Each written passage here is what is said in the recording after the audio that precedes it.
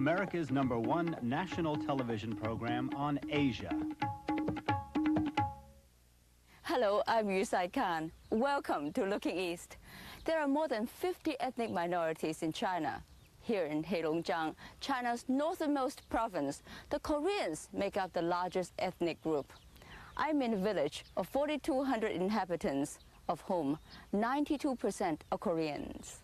Tonight we'll look at how this particular village has retained its Korean character, which in turn is indicative of China's policy towards minorities in general. Then we'll visit Wudai Lianzhi a few hours away. It is perhaps the world's most unique health spa, where people come to seek cures for just about any ailment under the sun. Here in Heilong Jiang, one of the 3 Chinese provinces which make up Manchuria, there are so many Koreans that there is actually a Korean broadcasting station located in the capital city of Harbin. This couple is doing a newscast which is transmitted live to various Korean communities in the province and delayed broadcasted to other parts of China. Harbin also has a thriving Korean language press. This building houses the Korean news agency. The signs are in both Chinese and Korean. As a matter of fact, signs in Korean can be frequently spotted throughout the city, even though Koreans make up a small portion of the population here. There are restaurants, schools, and even a cultural palace where traditional Korean cultural activities take place.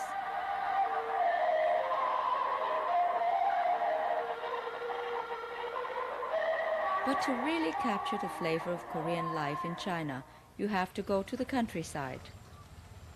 This is the village of Xinghe, located to the north of Harbin. Its 920 households occupy an area of 5,000 acres, half of which is farmland. The village boasts 2 primary schools, 1 secondary school, 3 clinics, a bank, shops, and numerous other businesses. And today, there is something extra, the annual Old People's Festival. Far from considering my American television crew as an intrusion, we were treated like honored guests for this very special occasion.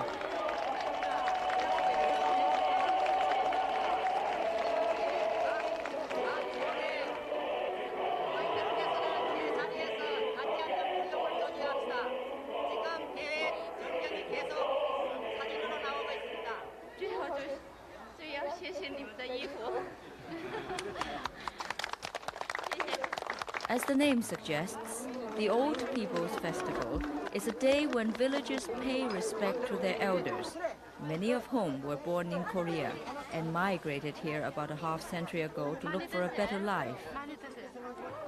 Just one of the day's numerous events is a lavish alfresco lunch chock full of traditional Korean delicacies, like this dessert made from rice and sesame. This funny-looking chicken, believe it or not, symbolizes longevity.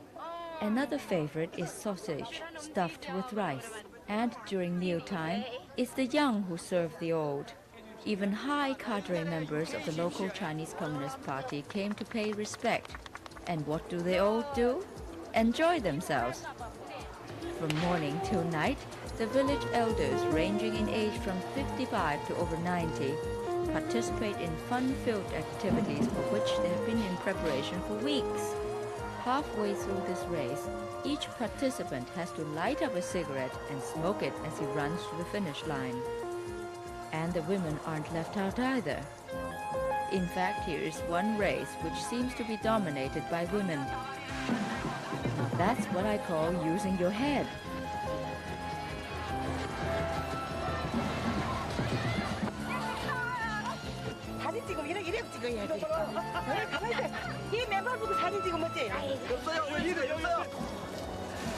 Some races are based on practical village skills, such as this rope-making race. But clearly, the audience's favorite was this Korean version of Pin the Tail on the Donkey, where the object is to knock a pail over with a stick while blindfolded. Some are clearly better at it than others, and some just refuse to play by the rules.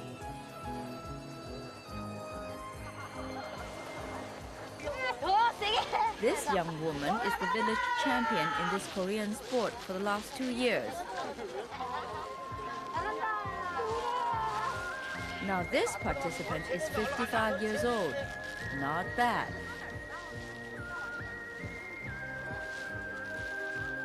And here's another Korean sport which lives on in this remote corner of China. There's more to the village of Xinhe than just fun and games. This is a farming community, and a prosperous one at that. Grain production almost topped 7 million kilos in 1986, which is nearly 3 times the amount harvested when this area was liberated some 4 decades ago. Agricultural progress has gone hand in hand with advancements in other areas.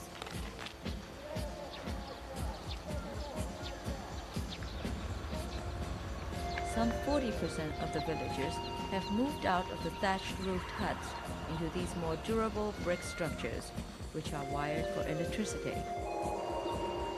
And old methods of farming are giving way to the new. And while the Koreans hold their elders and traditions in high esteem, they recognize that it is the children upon whom the future depends.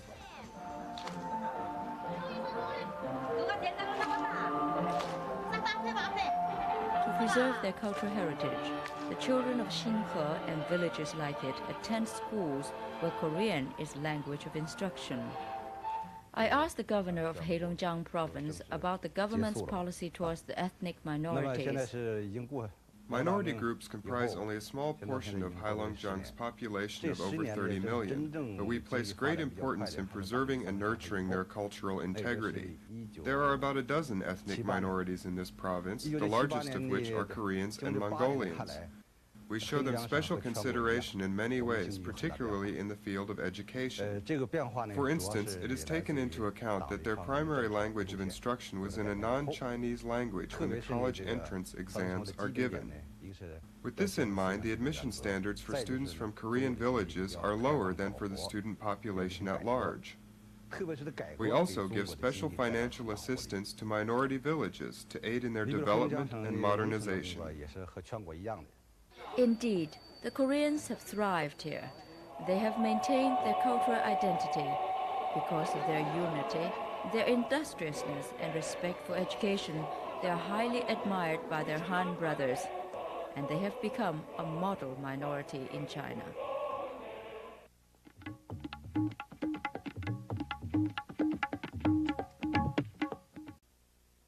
Many people have heard of the healing paths of water from the Ganges or Lourdes, but very few people have heard of the miracle water from Wudai-Lianchi in the northeastern part of China.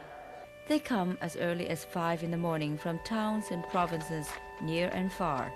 The object of their pilgrimage? This muddy-looking water.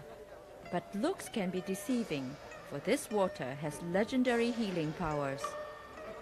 One legend has it that a couple of 100 years ago, a beautiful slave woman, while fleeing from her owner, was shot by a poisoned arrow. Her lover, also a slave, washed her wound with water from a nearby stream. Amazingly, the wound quickly healed, and the word was spread that the waters of Wudai-Lianchi had miraculous qualities. But what really makes this water so special? To answer that, first we have to take a look at the landscape. Originally, this area was covered by 14 volcanoes, testament to 2 periods of intense volcanic activity. The first period took place hundreds of thousands of years ago. The second period was as recent as the early 18th century. Geologists told us that these lava fields are among the best preserved in the world. This gas vent is one of the hundreds dotting the landscape. Local people call this area Shilong, the rocky dragon that extends for miles. These massive land movements turned an existing river into 5 interconnecting lakes. In fact, the name Wudai-Lianchi means 5 large interconnecting pools of water. And this narrow bridge marks the connecting point between lake number 2 and lake number 3. I hiked one of the dormant volcanoes called Black Dragon Mountain. It is the highest mountain in the northeastern part of China, 100 meters high. I took in this breathtaking view of the landscape. But Wudai Lianchi has more to offer than just beautiful scenery. Another legacy of the volcanic activity is the mineral-rich soil and water in this area, as evidenced by the fertile farmland and the thriving fishing industry. But it certainly isn't fishing or farming which has turned Wudai Lianchi into a fast-growing tourist attraction and resort area.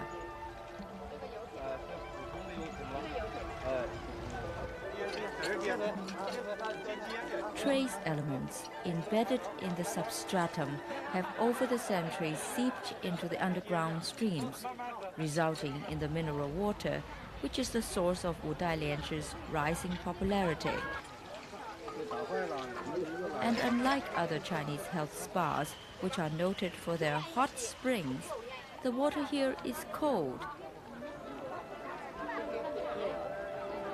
And in fact, the temperature of the water is barely above freezing. Waters at Wudai Lianchi are rich in iron, magnesium, calcium, potassium, not to mention several less pronounceable elements. Scientifically, it's hard to prove what all this means, but few of the people who come here for the cure know about or care about scientific documentation.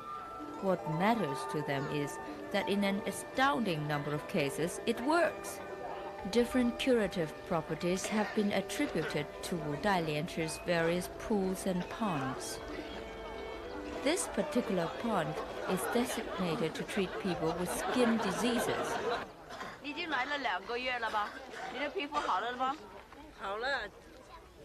This 67-year-old woman has been here for 2 months, treating a skin ailment on her leg. She proudly shows me how her condition is almost cured and she's about to go home.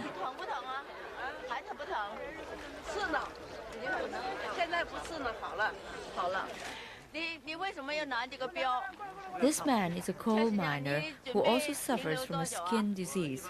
He spent a whole day and night traveling from his home to Wudai Lianchi and has been here for 2 months. I asked him why he is holding a watch. He says he can only stand in the water for about 20 minutes because the water is so cold and every minute counts. Some people have found another water cure that's a bit less chilly. They sunbathe as they soak. A cold mineral bath starts a chain reaction in your body. First, the blood vessels contract, which makes the heart rate increase and the blood pressure rise. This in turn causes the blood vessels to dilate, giving the skin a rosy complexion as the blood pressure falls again. It's like a workout for your circulatory system. And being in the sun while going through this process causes less wear and tear on your body. For those who prefer more privacy, you may choose to soak in your own tub. Aside from dermatological diseases, water treatments here have been known to cure a host of other chronic ailments such as rheumatism, pulmonary emphysema, and abnormal menstruation. This 38-year-old woman suffers from a stomach ailment. Like so many others, she made the long journey to Wudai Lianchi and has been here for 2 months, with 1 more month to go. We asked her about her treatment and if it was worth the trip. Every morning I soak 1 or 2 times and then 1 or 2 times in the afternoon, about 20 minutes each time. When I came here, my skin was very pale, no color at all. But with each water treatment, the color returns to my face and my complexion is vastly improved.